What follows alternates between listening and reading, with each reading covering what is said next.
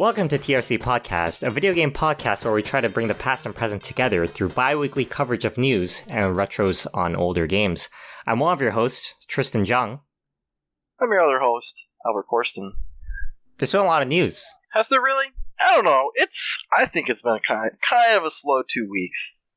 We had a lot of great games come out in the past just month, so it had to die down eventually. Yeah, 2017 is dead, guys. This is probably the worst year in video gaming, confirmed.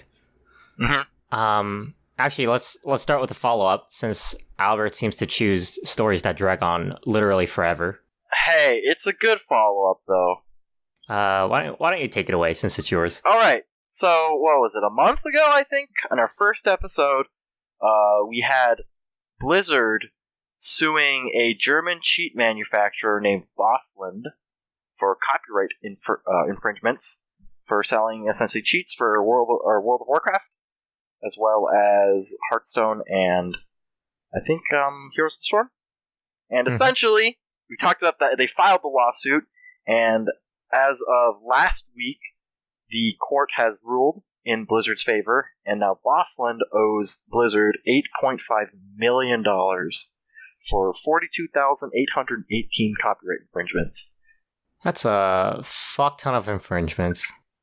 Yeah, so they are, obviously, if they can even manage to pay the legal fees and all the copyright infringement fees, they're not probably going to be in business anymore, so that's one win for the fair players of the world. Alright, so that's it for follow-ups this week, right, Tristan, I think? Yeah, I think that's it. We have no fuck-ups, fortunately. That's good. We didn't fuck up.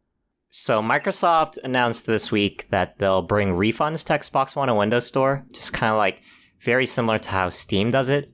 So if you played less than 2 hours, you can just get a full refund for it. Yeah, something in the article that I found interesting was apparently you had to install the game and play it at least once to be eligible for a refund. Mm-hmm. And I'm like, and apparently that's to just get rid of buyer's remorse, but it's like, well, if someone's buyer remorse, why can't they just download it and then play it for 10 minutes and then refund it? So I don't know what that's accomplishing, but I find this interesting because wasn't the main reason that Valve implemented their refund policy was because in the EU it was required, and they were getting in lawsuits within the EU because of their non-refund policy, so they had to finally push one out. So maybe Microsoft is trying to expand to European markets in terms of their marketplace, which could be... Huh? What? They're already in European markets, aren't they? Aren't they? Well, I mean, Steam was in them for a long time. It's just that finally, eventually, enough people were complaining about they had strong consumer laws there that make so you have to be able to like refund products and stuff like that that are defective. Mm-hmm. That I think Microsoft's just being preemptive and trying to avoid that. Or either it's just because when you are just trying to catch the tail of the huge giant of Steam and their digital distribution market, if you're not up to par in terms of using stuff as in refund policies, then you're never going to catch up. So it could be seen as that as well. I mean, I'm okay with it. I don't think I've ever refunded a game, even on Steam. I've done it. I did it the first week it came out. What'd you refund? I bought Goat Simulator, and I played 10 minutes of that game, and I was like, nope, fuck this game. And I was like, I want my $15 back. And I hope Steam doesn't listen to this. I hope the Lord Gaben doesn't listen to this, but I made up and I said the game doesn't run well on my computer to get a refund. I'm going to personally email this episode to Gaben. No, please, I don't want the goat. I'm in debt to Gabe now. $15. Oh, no. $15. Yeah, he won't be able to add another knife to his collection. Nintendo Direct happened this week. Who watched it? I watched the second half live, and then I rewatched the first half. We all know there's only one game we're looking forward to. ARMS. All about that ARMS. It's that boob game from Japan. Oh, that's not... Oh my god, and the Switch is region free. Oh no, yeah. It can happen. No, it will happen. It will happen. I'm ready for Booby Simulator 2017. I'm gonna feel it in my HD Rumble. I mean, Nintendo of America always filtering out the good stuff. Anyways, but for reals, had some good stuff, got some release dates on Splatoon 2 and ARMS. Got some other... the weird thing I found was the Joy-Con battery expander. Because don't those things already last 20 hours? And that's if you use them never charged. That's if you never put it on. So that's like only if you play it in the Joy-Con grip and you literally never take it to go so it can charge. I mean, I was talking to people about this, and people tend to like forget to put it back in the dock. That's true. I guess now that I have a Pro controller, I don't really use the Joy-Con, so they're always in the console. So whenever I take it to go, they're always charged. Mm-hmm. That's one weird thing. Also, what Amiibo hell, right? Like, yep. That was like half the presentation, pretty much. I would say was announcing new Amiibos. Do you even own an Amiibo? Nendroids do not count as Amiibos. I was gonna buy a Link Amiibo about a week or two before the Switch came out because it was like $15, and they've jumped to over $40 now. Wait, all serious? Of the Link, every single Amiibo that can be used in Breath of the Wild is sold out. Wait, are you fucking serious? I am not kidding. I have a Wolf Link Amiibo. Those are really expensive right now. Should I just sell it? Is it from the Breath of the Wild HD? No, it's from Twilight Princess HD. Oh, sorry, yeah. Breath of the Wild HD. Oh, they've already released an HD version. Okay. Yeah, Twilight Princess. Yeah, that one I think is the most expensive because it's actually the coolest one because it gives you the wolf companion. Speaking of not Nintendo, Microsoft revealed their Scorpio specs this week. Do you have an Xbox? My roommate has an Xbox One. I see. Have you played anything on there? All he plays is Madden, so I cannot tell you how good the graphical capability is. Yeah, he's one of those guys. And I'm gonna be honest, he said I would rather have gotten a PS4 if I was gonna play Madden. Well, what's different about Madden on PS4? No, you know why? He's like, because I want to buy MLB 2017 the show, and that's a PS4. Oh God. That's literally the only game he has for the Xbox One. He plays 2 game franchises only. He plays Madden, and he plays Pokemon. That's a weird distribution right there. Alright, so you got some numbers on these? Yeah, we got some numbers. It has GPU that's stronger than a 1080, so it's automatically gonna be more than $600, I assume, right? Yeah, I mean, I can't see being lower than 500 unless Microsoft takes a huge cut on it in terms of in terms of the loss that they're going to make on it. It has 12 gigabytes of RAM, which is kind of a weird number, but that's more RAM than my computer has. Wait, no, I fucking lied. I have 16 gigs, but that's still a lot of gigs. That's a lot of 4 less gigs. 4 less gigs, but still a lot. 4 more gigs than previous. I mean, I'm excited, I guess. I think Microsoft really wanted to get to this point where the PC and the gaming console kind of merges into a fuzzy zone, and this is like one step closer to that. I wouldn't be surprised if it runs Windows, even. I'm actually interested to see how this would perform as opposed to a Steam box, because everyone kind of got turned off the Steam machine thing, Steam box thing, whatever you want to call it, because they're like, if I wanted to buy a PC, I'd just make a PC. And if I wanted to buy a console, I'd buy a console. And so that's why that kind of died out pretty quickly. But I mean, it's going to tread that line again where if it's like $600 or $500 to $600, I mean, and I don't think it can hit that price because if it's stronger than a 1080, a 1080 is like $400, $500. $400? I don't know. 1080s are expensive. Yep. So, I don't know. It's going to be... I got to see a price on this. I have to see a price. Yeah, I mean, my concern is that Microsoft already introduced Play Anywhere, right? Mm-hmm. Like, you buy the game on one platform and you can play it on... Like, if you buy it on PC, you can play it on Xbox. Yeah.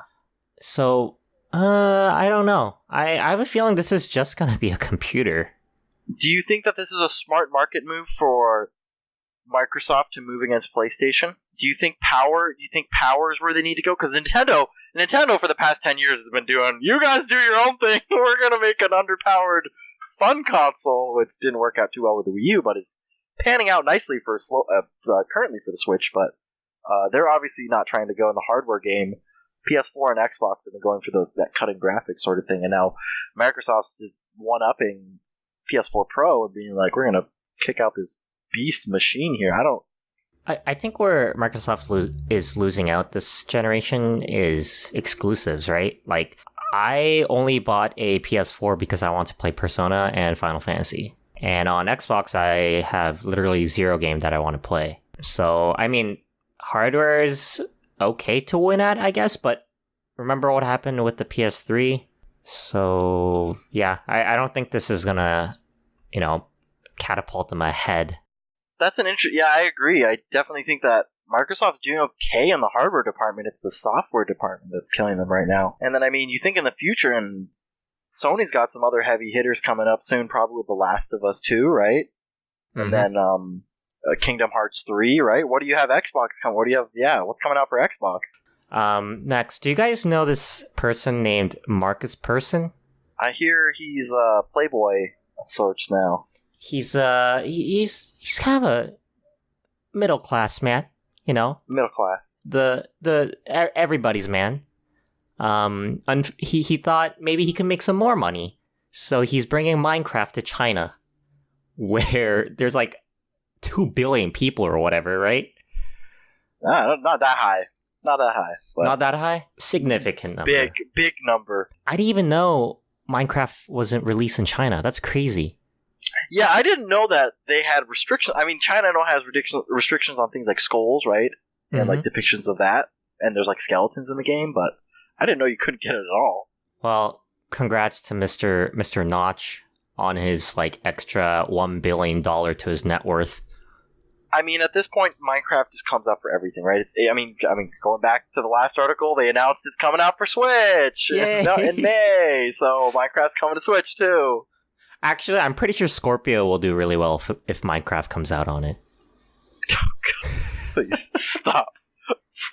So Nintendo remember, I think it was like 1 episode ago, we're talking about people who do good, then they do a bad. Yes. So Nintendo did a good, and now Nintendo did a bad today. They decided to discontinue the NES Classic. I don't understand that. I mean, it's okay because people can now pirate all their games because they still have not released Virtual Console on the Switch, which I really, really, really want. That could be actually a key factor, now that you bring that up, Tristan, is they don't want to cut into Virtual Console sales. I mean, that was my belief. Yeah, actually, now that you say it, it's a really good point to bring up. Do you know what I would pay so much for? An SNES, one of these, that has, like, Link to the Past, Super Metroid, oh my god. Kirby Superstar. I would pay $100 for that. I would pay $100. I would pay maybe up to $150 for that, too. I know what I'm doing over the weekend. I'm gonna buy a Raspberry Pi, put ZSNES on it, and then just sell it to you for $150. All right. Better have that Nintendo charm to it. Oh. Yeah, I don't understand Nintendo. The only thing now that you said that even makes feasible sense is they don't want to cut into Virtual Console sales. But even then, I think selling how much is the system? How much is this? It's $60, $80. $60. I think the average consumer would not spend more than $60 on Virtual Console.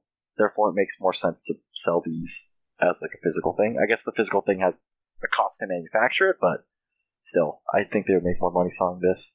Yeah, they said the last shipments are rolling out this month. So if you're listening to this now and you want to pick one up, you better call into your stores and find out if they have it. Yeah, typical Nintendo. Before we get to the last one, Albert, why don't you tell us about your favorite game in the entire world, Yooka-Laylee? All right. This game is a love-hate relationship, and it's only a hate for a few things. So the love. Let's get to the love first. Let's get some loving in here. It is, if you wanted a banjo-kazooie game with updated graphics and a new everything, you got that game right here. Like, this game is literally banjo-kazooie. I streamed it with Tristan. Tristan, how close to banjo-kazooie is it? I thought they copied and pasted the music from banjo-kazooie. It was... Yeah, the music is great. It has that cool... If you watch back to our episode 1, we talked about how the music dynamically changes versus the environment. It has exactly that. The dialogue boxes are the exact same, where when the characters are talking, they make the same noise, but like 3 intonations up and down, 3 pitches up and down. I don't like Yuka's voice. It's kind of annoying. I skip it all the time. And, I mean, the combat's kind of simple. I mean, I'm not looking for, like, great dynamics in the combat. I mean, the system with the pages and the jiggies are the exact same. It's amazing. I love it. I wasn't expecting... A lot of people hated on it for the kind of not innovating enough. And I have heard, I've only played up until the second world, part 3 of the second world. I've heard the later worlds get a little more dry in terms of the content, so I'll have to see when I get there. But currently it's really fun. I love it. But the bad. So, you can call me scum, whatever. I don't have a controller I can use on the PC, so I have to use keyboard and mouse.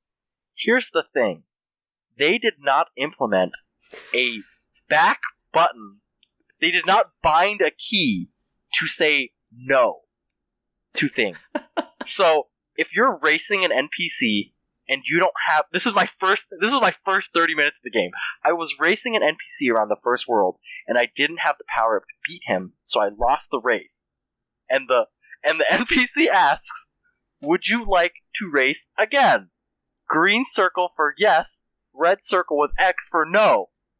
I pressed every button on the keyboard, and there is no way to say no, because they didn't bind a key.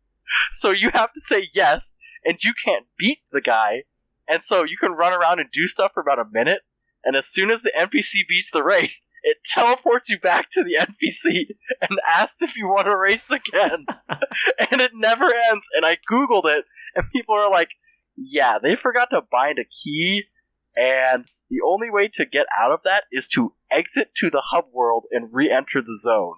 It's because you don't have a British keyboard. Oh, it runs great, though, by the way. I've heard console performance was somewhat off in terms of frame rates. PC, it runs perfectly, and it looks amazing. Okay, so yeah, that's my Yooka-Laylee review. Impression.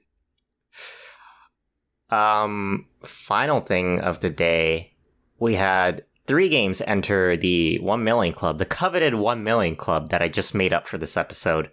First is Persona 5, which is, expected. Actually, I thought Persona 5 would have sold more copies, to be honest. I think that it might have hurt it a little bit that it was a PlayStation exclusive.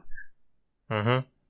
I don't know how many Xbox people would have bought it, though. But if it came out for PC, it probably would have sold a lot more. Actually, that's true. Good point. So I think that might have dipped a little. I mean, yeah. It also came out. It came out for PS3 too, which I found interesting. Game number 2 is Nier Automata, the Wii game? ? I don't know. I actually bought that game, but I haven't had the time to play it. It's really fun, but it's really fucking confusing. The only main things I've seen it is the donkey video, in which case I don't know if that's an accurate representation of the game. That's not even Nier, buddy. He was like picking up a robot half the time. I don't know. And finally, this was unexpected, at least to me. PlayerUnknown's Battlegrounds sold 1 million copies. I can personally attest that game is hilariously both stressful and fun at the same time. Yeah, Albert and I stopped playing together because I just get him killed all the time. I actually play without him on my own. Oh, and I die even faster. Oh, okay. Yeah, I don't know. People like those. That's one of the, honestly, the first times I've seen the first time I've been personally interested in a, what are they called? King of the Hill? Mm-hmm. Style game? Yeah. Because H1Z1 was the exact same, but it just looked like garbage.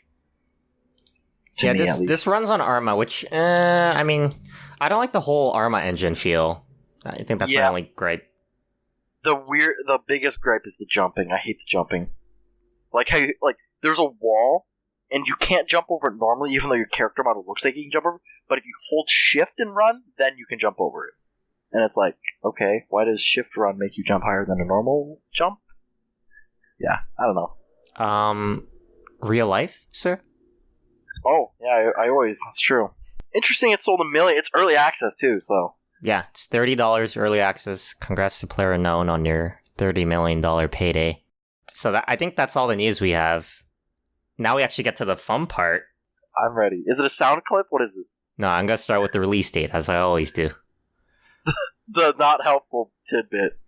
October 28th, 2008. Ooh. Oh! Is it Borderlands? Nope. Okay. That's chill. I have a sound clip.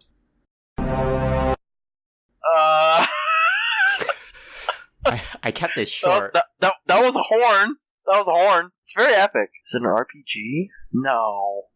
2008. Okay. Oh god, the more. Is that part of is that the next hit? Is it Need for Speed? You didn't get it? Oh shit! I didn't prepare a third hint because I thought you would get it from the sound clip. From the motorcycle. Fuck. Give me like 5 seconds of the same sound clip or something. Here's another sound clip. I'm just gonna keep putting sound clips.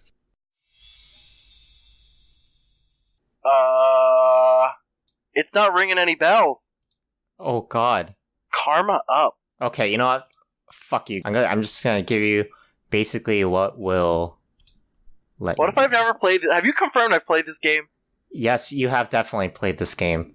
There's no way you have not played this game. What if I haven't? No, you have. I checked. Oh god! Not just that.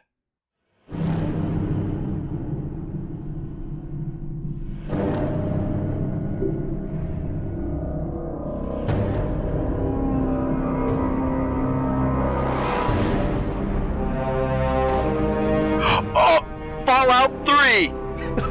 Fallout 3! Yeah, game is Fallout 3. Game from Bethesda Softworks. No, Bethesda Game Studios. Released on October 28th, 2008. Produced and directed by our favorite man, Mr. Todd Howard. Let's give a round of applause for Mr. Todd Howard right now. Everyone give him an applause. Let's give a round of applause. Thanks, Todd Howard. Let's start with initial thoughts. Okay. I really like this game. Wait, you played this game, right? Yes. Okay. Yes. I like New Vegas more. I rushed through this game just because I was told I should play it before I played New Vegas. But I like this game a lot. It was one of the first ones to do kind of the first person RPG a lot better than previous versions. I can't think of another good first person shooter RPG before this. That was open world. Solid combat. VATS, it was amazing. I loved the VATS when I first got to it. The writing was great, although I did like the writing in New Vegas more. Yeah, that's my initial thoughts. Yeah, I also enjoyed Fallout 3. I remember the only issue I had with it was I was trying to run it on Windows 7 and it just did not work that well. Like I had to fix everything myself before it actually worked. But that's, typical Bethesda. Thanks, Todd. Some other thoughts. I don't know if you wanted to move on something, but it definitely suffered from the same thing as all Bethesda games, where it's a big world, but there's sometimes not much to do. In the hub cities, of course, there's a bunch to do, but it's a big world, but there's a lot of nothing as well. But I mean, that's fine. This game came out in 2008, so I mean, open worlds have progressed a lot more. Open world games have definitely progressed a lot in the past decade. So, and that scares me to say last decade because this game came out 9 years ago. I fucking cheated. This game's not even 10 years old. I know. We'll let you off easy this time, Tristan. Oh, thank God, guys. Yeah, I appreciate your mercy. I know. We're generous gods. We're generous gods sometimes.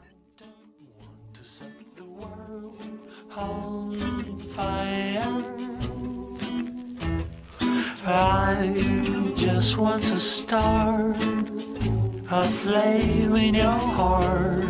So Fallout 3 was initially under development by Black Isle Studios, who owned Interplay, and Interplay made Fallout 1 and 2. But Interplay went bankrupt. Actually, no, sorry, it's the other way. Interplay owned Black Isle Studios, and Interplay went bankrupt, so they had to shut them down, and they couldn't make the game. So they sold the license to Bethesda for, guess, how at that point, how much do you think they sold the license for a game for? Oh, well, let's think of it this way. It took at least probably 3 years to make this game, maybe 2 to 3 at the least. So that means it was 2005. Mm-hmm. I want to say, if the company's bankrupt, it'll sell for nothing. I'm going to say, $500,000. That's probably way overshooting. Okay. They sold it for $1.2 million. Oh, okay. Okay. And yeah, that's how they... I mean, Albert, you're fairly close. They started work on the game in July 2004. But they didn't really work on it until Oblivion and all its DLC were complete. Yeah, I was just about to say, didn't Oblivion was around that time? Mm-hmm. So I think 2 to 3 years is, reasonable. Mm-hmm. And they made it on the Game Brio engine. Okay, let me. I have some thoughts. I have some thoughts now, teacher. I have thoughts. Yes, Albert, you may speak. Fuck the Game Brio engine. Okay. Fuck that engine. That engine sucks ass. And they're still using it, right? Wasn't Fallout 4 written on a heavily modified version of it? And Skyrim as well? It's called the Creation Engine. It has nothing to... Wait, really? It is called the Creation Engine, but you are absolutely correct. It was based off of it? Yep. They need to get rid of that engine ASAP, okay? I hate that engine so much. Ugh. Okay, I can go into some depth, because it sounds weird like I'm just ranting. The movement is kind of clunky. Mm-hmm. The animations are kind of clunky. And then the textures kind of... It was a lot with Fallout. The textures were kind of washed out. Like, the environment all kind of blended together a little bit in my mind. Like the greenish, tannish kind of... I don't know how to say it. Proper word for it, but... Yeah. That engine doesn't make it look the most pretty... Then again, it is a Fallout, so I mean, how much pretty can you put into it? But yeah, rant over. Fuck that engine. Can you get Todd? Can you get Todd in here? Can we get Todd? Todd Howard let me in just here? fucking call That's Todd. awards for Todd Howard. Yeah, let's just drag him to the call. Yeah, I mean, Game Brio. Oh my god, Game Brio. And why the fuck did they name it that? Has gotten a lot of flack. I do agree with you. I wish they would just build another. Hey, maybe just use Havoc or Unreal or imagine if they used Unity. Imagine if they used. Okay, no. Okay. Fuck that engine too. I tried to sneak it in there, but you didn't let me. Imagine if they made a Bethesda game with the Frostbite engine. Oh, that'd be amazing. Sorry. Okay, we digressed way too much. So what ended up happening was Bethesda made Fallout 3, but a lot of the old Black Isle Studios staff members created Obsidian Entertainment, and then they were allowed to make New Vegas, which, there's an argument there, Fallout 3 versus New Vegas. I don't think we should go into that in this episode. I don't think we should either. Yeah. Let's focus on our star child. Yeah. So they brought on Emil Pagliarulo. Whew. Did you just butcher somebody's name? So you did murder someone today. I see on today's podcast. I did. He wrote for The Elder Scrolls 4, and then he also wrote the main script for Fallout 3. I know Albert mentioned it a little bit. I actually didn't like the story for Fallout 3. I didn't care that much. I'm gonna be honest. In general, other than the first two Fallouts, the writing from 3 onward has been pretty mediocre. It's gotta be heavy. It's gotta be heavy, man. Yeah. This is when, Mass Effect was out. They're like, oh, fuck. We have to make emotions. Emotions. Honestly, I think that when it comes to Fallout writing, I almost don't want the emotional stuff. I like the humor when it comes to Fallout. I love the humor. I think that's why people like New Vegas a lot. I don't know if I should bring it up in this way or not, but Fallout 3 pushed a lot of backstory on you and kind of molded your character too much, right? So I think that's why people didn't like it. Can I give an honorable mention right here? Yeah. Tunnel snakes rule. Motherfucker. To the 2 people that understood that reference, congrats. No. Okay, it's pretty big because remember when those Fallout 4 hoaxes came out and there was that timer, and when the timer ended, it was Tunnel Snakes rule? Yeah, everyone knows Tunnel Snakes now. Because that's right. And okay, I'll stop.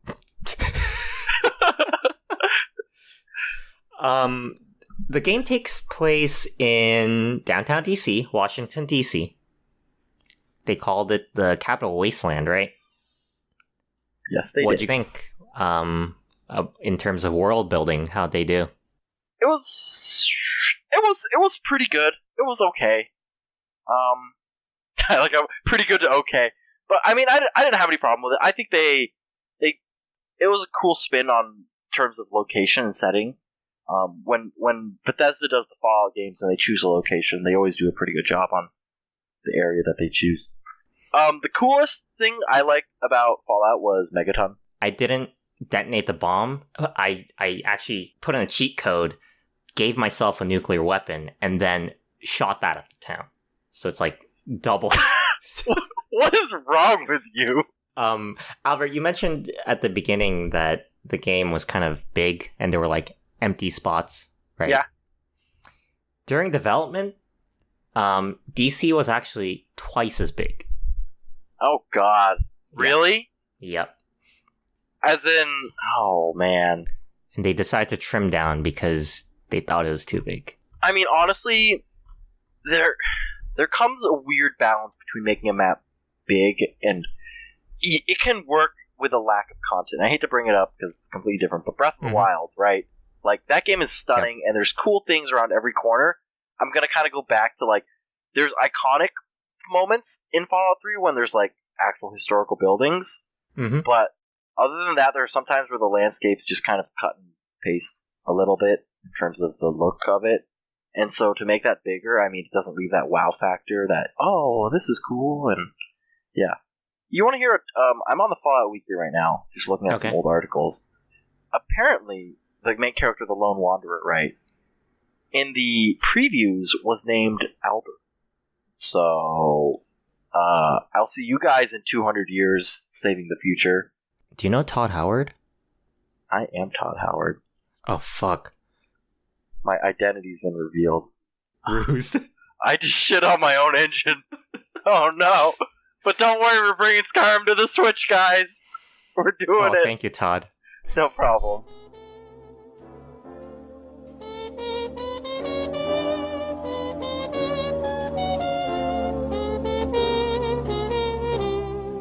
Wish on the moon and look. I think that's enough about the world and development, at least for now. We can jump into the meat, which is obviously the gameplay. I know a lot of people give it shit for being Oblivion with guns. I kind of agree with that. I don't know. Yeah. I like the setting of Fallout games a lot, but I actually prefer the gameplay of Elder Scrolls. And not only that, I went to New Vegas, and the combat was so much better. I always like to imagine whenever you right-click in Fallout 3, your character just like moves his head a little forward. I mean, haven't you seen like third-person things of like cutscenes of like when people like move the camera out to see what's actually happening, and like their arms are like stretching and shrinking and stuff like that? It's pretty funny. But with respect to the RPG elements, it was I think it was fleshed out. I know a lot of people give it crap for not being as in depth as Fallout 1 and 2. I like the how your special points went into the dialogue options. I thought that was always a cool feature. And weird how they took it out of Fallout 4, or they had one thing, the speech skill, where it was like green, yellow, and red versus like the probability of hitting it or whatever like that. But I liked the ones where it's like, oh, you need to open this door, and if you have 7 technology or 7, intelligence, you can like hack the thing. Or if you have 7 strength, you can just brute force it open or whatever like that. I always love that. Did you ever go a full melee build in any of the Fallout games? I've never done it. I've always told myself I want to do it, but I've never done it. It's fucking amazing. You did your sneak guy, right? I did my sneaky punchy man. That's what I called it. And you made explosions when you punched too, right? Yes. And no one knew you were there. I can't get used to the stealth aspects in the Fallout games. Stealth in the game, Brio engine in general. Yeah. It's really weird. I think 4 has done it the best, but it's still really clunky. For its time, I think one of the kind of the things that hurt it was the fact that it was trying to introduce so many gameplay mechanics. Like, we just talked about perks, we talked about skills, there's special, there were also karma. Karma wasn't. It was really basic. It was really basic, but at least they tried, right? Yeah, I mean, I would put it on like Mass Effect and like KOTOR level, where it's just a bar that goes like plus or minus, and you just do all the plus things if you want to be good, and you do all the minus things if you want to be bad. They also had durability. Yes, they did. They also had 2 types of health, right? They had the HP, and then they had the limb health. Mm-hmm. And then, I mean, put all above that, you got VATS, right? As like that extra combat mechanic. Well, actually, let's start with this one. Do you know what VATS stands for? Vault Assisted Targeting System? Okay. What the fuck? Is that right? 100 points to Albert. Winner! Ding, ding, ding, ding! Actually, it's Vault Tech, but, I'll give it to you. 90 points. 90 points. 90 points. Do you know what it was inspired by? I have no idea. It was actually inspired by Burnout's Crash Mode. What the heck? I've never... Burnout Paradise? Burnout 3, probably? I've never actually played Burnout, so... That's an interesting thing that a lot of people don't... That actually we kind of maybe should talk... was the radio stations in the Fallout genre in general. It's always an interesting little aspect in seeing who chooses which I guess what is it, like what music they go about their apocalyptic wasteland day. I don't remember what I did in that one.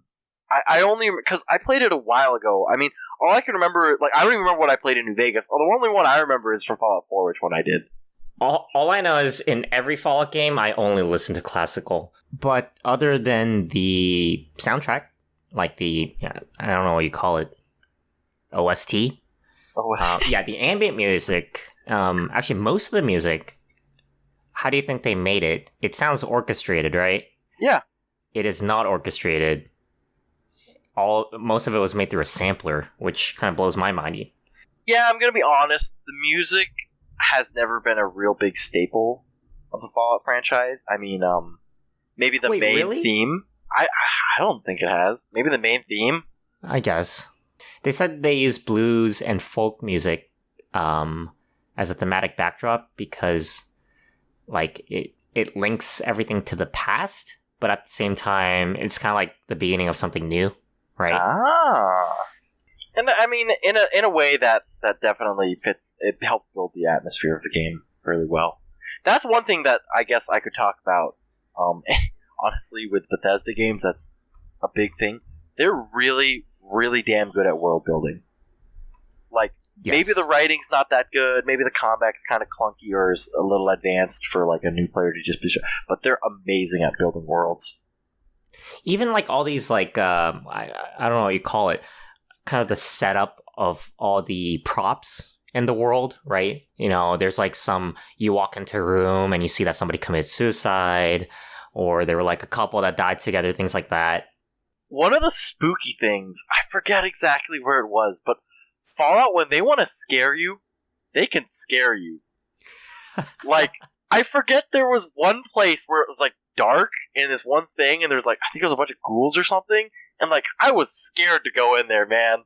There's a lot of, like, claustrophobic issues that arise from that game. I really did not go, going into... vaults. Yeah.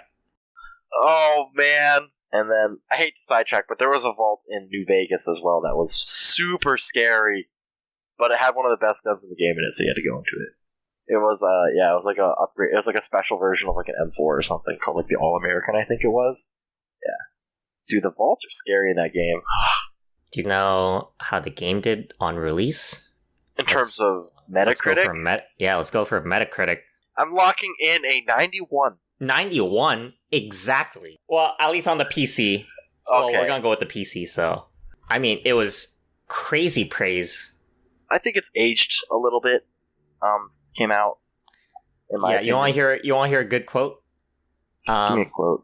Given that it uses the same game Brio engine that powered Oblivion, it's probably not surprising to learn that Fallout 3 is a hell of a great-looking game.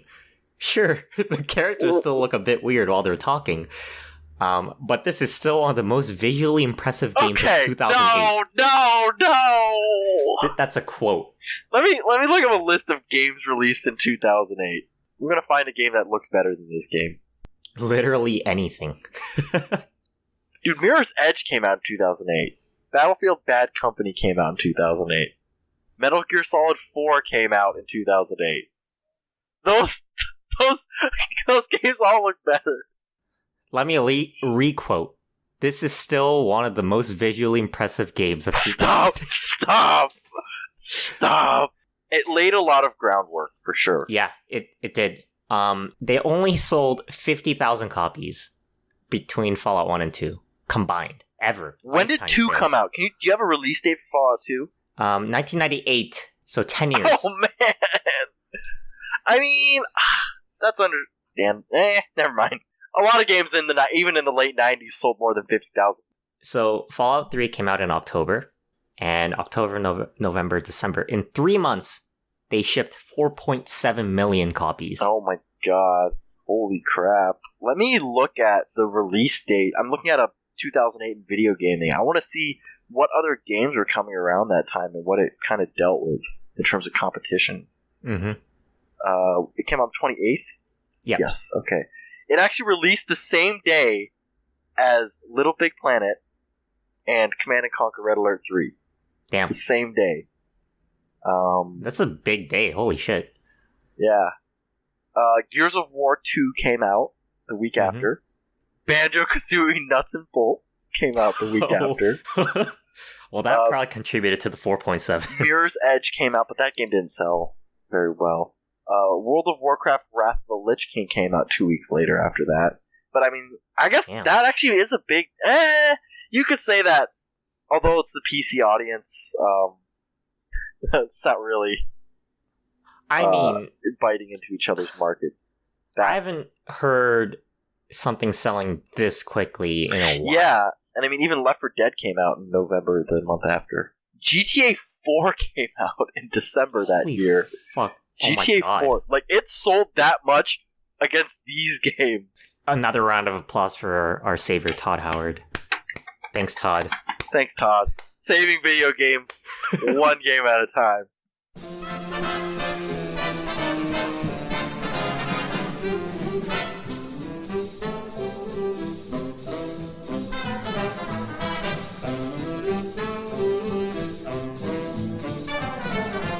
On the other side of the boat, like the hardcore fans, the 50,000 people in the UK that bought Fallout 1 and 2, they were really mad that the game changed so much to, like, you know, first person view, all the gun shooting. So there was like a big anti-fan base called No Mutants Allowed that criticized Fallout 3 basically. And our other Lord and Savior, Jim Sterling of Destructoid, called them selfish and arrogant for being that way. Let's go to the controversies. This game was, I think, banned in 3 countries. First is Japan, because of the nuke. Because of the nukes, yep. They actually renamed the Fat Man weapon into Nuka Launcher. In Japan? In Japan, yep. In Japan, okay. It also got banned in India because of all the Brahmin. The cows, yes. Yeah. And you can kill. I didn't even think of that. How big is the Indian gaming industry, though? Or market? I mean, there's a lot of people there. Do you think Notch released Minecraft in India? It's coming.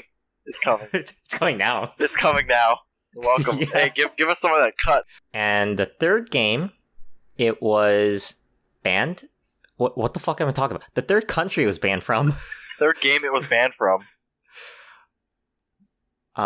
Is Australia. They refused classification due to the realistic visual representations of drugs and their delivery method. Yes, and how you can get addicted and all that stuff. Let me ask a question here. This is an interesting question. How many of you use chems in the Fallout games? I never use the chems. Oh, I thought you were gonna say IRL, and I got really confused. What are chems? Like mentats, stuff like that. I only use stim packs. Those aren't chems. That's not a chem. That's not a chem, yeah. Stim packs are just the normal here. Yeah, I never use the chems. Is Radaway a chem? Radaway is not a chem. I would classify a chem as something you can get an addiction and you need to use a Dictol or something to get rid of. I see. I can get a quick list. So, like, Buff Out's a chem, right? Yeah. Oh, I use buff out. Oh, buff out's a chem. Yeah, I use that. So actually looking at the Fallout wiki, interesting tidbit. In Fallout 1 and 2, Nuka-Cola was addictive. Probably because it was playing off of the fact that Coca-Cola used to have cocaine in it or whatever, so... I see. Alright, so interesting. None of us use chems, which is interesting. Well, I just said I use buff out or whatever. Oh, a lot? Or... Oh, not to the point where I would get addicted. I think I only use Mentats because in one of the games it gave you an intelligence boost, I think.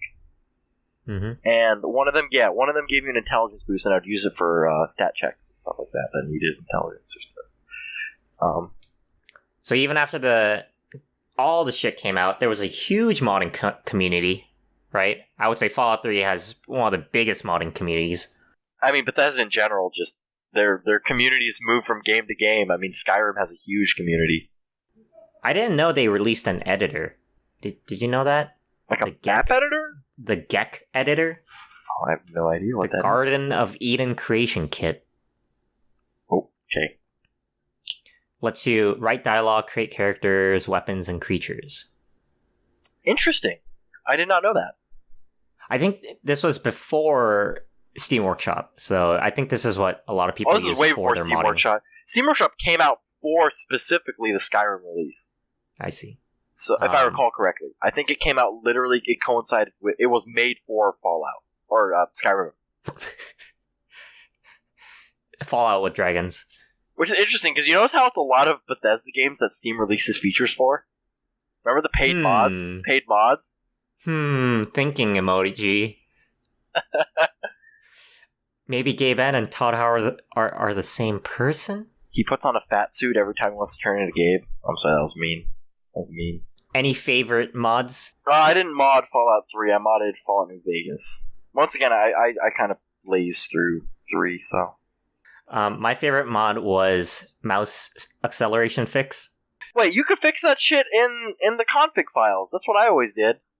I don't know. I had to download fucking mods and like change my config. It was all over the place. Yeah, that's that the first thing I did in New Vegas, and both in that other game when I went back to play it was, I was like, this mouse acceleration is horrible. I don't know why. It seems to be a problem with games that you can go into third person and first person, like Battlegrounds. Wait, does Battlegrounds have the same issue? I mean, I always have weird troubles kind of like switching between the two in terms of like sensitivity. Like in third person it'll be fine, but then I go into first person, it's way too high in Battlegrounds. Final thoughts? I loved it. Great game. I think. See, people say. I mean, I think the same thing. Fallout New Vegas, I thought was a better game overall, but this one set the stone and the foundation to make the New Vegas so much, or as great as it was. So this one, in terms of the innovation that it did, amazing. A very innovative game. That's my final thought. Very innovative game. I'll just agree. The first time I played this game, it blew my mind. Like the map, the world, the music was great. Gameplay could have been a little bit better, I think. I just didn't like the gunplay at all, but... I think the gunplay stemmed from the bad engine, man. I'm going to say it right now. What the fuck is wrong with you and that engine? I hate that engine. I mean, do you disagree? No, I totally agree. Fuck that engine. They should make a new engine. Final thoughts. Fuck that engine. Final thoughts. Fuck that engine. Thanks, Todd Howard. We're going to wake up and we're going to be in the game by our engine. I put you in this so you can live the rest of your life here. Anyways, thanks for listening to episode 3. You can find us on iTunes, Google Play, Stitcher, Pocket Casts, and all your favorite directory tools. We're also on social media, Podcast TRC on Instagram and Twitter, and TRC Podcast on Facebook. Feel free to leave a review, and if you have any game suggestions, we're always open to ideas. I've been one of your hosts, Tristan Jung. I've been your other host, Albert Corsten. I'm really feeling it.